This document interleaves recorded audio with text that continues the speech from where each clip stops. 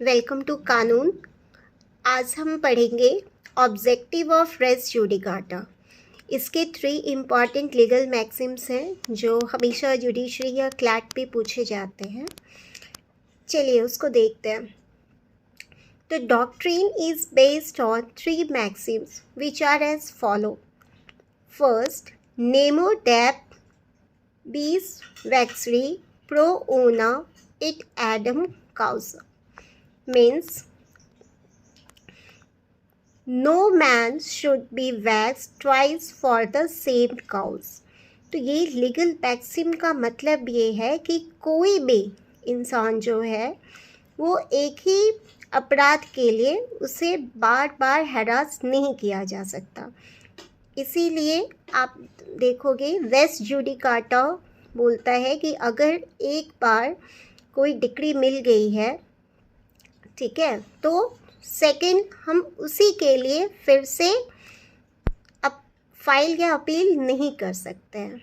ठीक है, तो यहाँ पे यही बोला है which means no man should be vexed twice for the same cause. यानी एक बार कोर्ट ने डिक्री दे दी, ठीक है, जजमेंट हो गया, डिक्री मिल गई, तो फिर हम सेम केस को फिर अपील में या फिर हम उसे फिर से फाइल नहीं कर सकते हैं।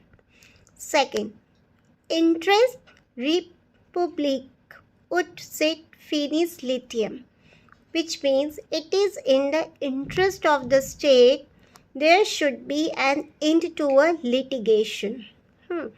इसका मतलब ये हुआ कि कोर्ट का भी मानना है कि लिटिगेशन का मतलब क्या होता है, लीगल एक्शन होता है।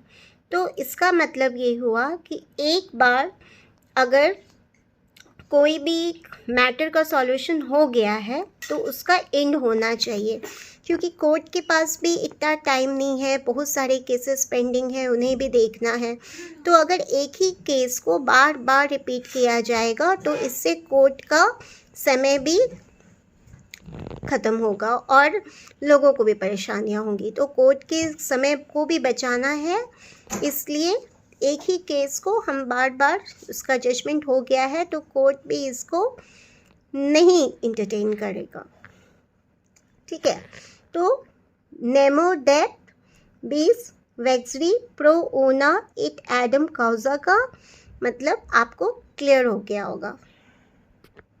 ठीक है, और इंटरेस्ट रिपब्लिक उड सिट फिनिस लिथियम का भी मतलब आपको अच्छे से समझ में आ गया होगा कि इसका मतलब होता है कि किसी भी लिटिगेशन या लीगल एक्शन का एंड होना ज़रूरी है।